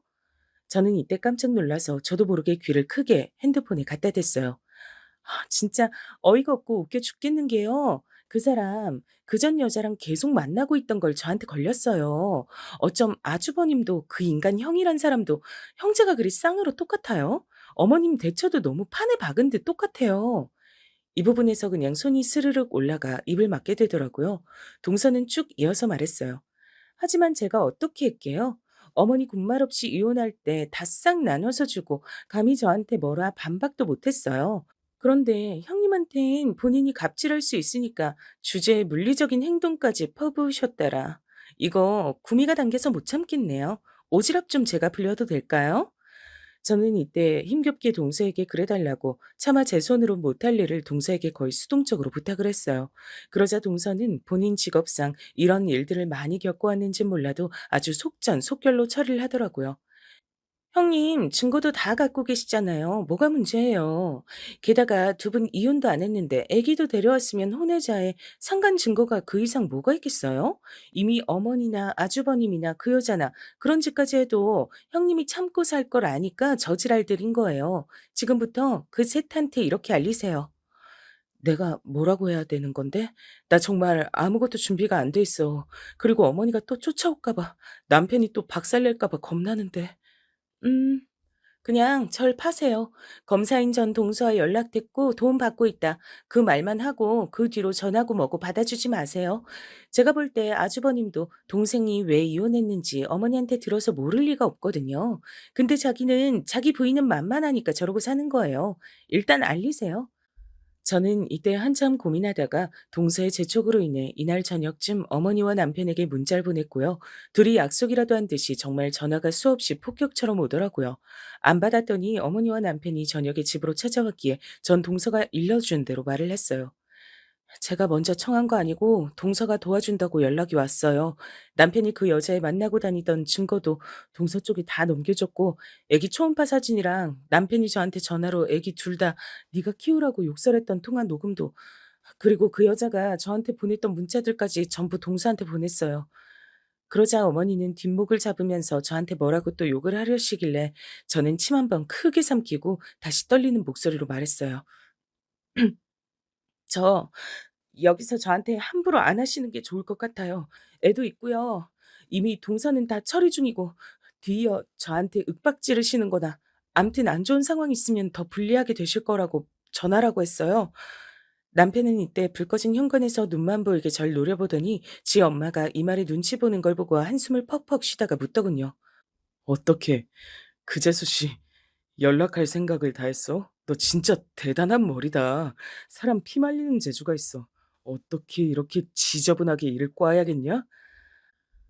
하지만 제대로 또박또박 받아치지 못할 정도로 이제 지쳐버렸고 그만한 말재간도 없는 저는 동서의 충고대로 그냥 몇 마디 안 하고 그들을 돌려보냈어요. 여기서 더 말꼬리 잡지 말고 그만하고 돌아가.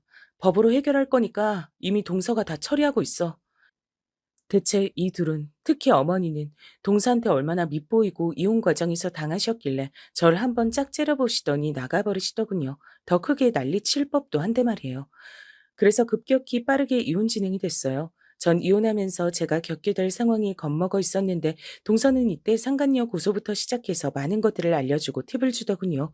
재산 분할이 시원스레 이루어질 상황은 아니었지만 그 부분도 도움을 받았고 안 되는 부분은 더 알려줬어요. 많이 못 받으실 거지만 그래도 좀 더 받으시려면 그 여자애네 집 건물 있다면서요. 분명히 어머니 늙은 여우가 다 돼가지고 새 며느리가 좀 사니까 그 집 덕도 보려고 했겠죠. 그러니 못 이기는 척 애 받아주는 척 하면서 본 며느리 지발로 아무것도 못 갖고 나가게 몰아붙인 거고요. 아, 그런 건 생각도 못 했는데. 그럼 어떻게 해야 되지? 그 여자의 집에 알려서 소문낸다 하세요. 맘카페건 어디건 다 제보해서 알린다고요? 유명한 가게들 들어선 건물인데 타격받을 수밖에 없거든요. 딸을 쥐잡듯 잡고 어머니랑 아주버님도 멱살 잡히겠죠? 결과는 어찌 될지 몰라도요.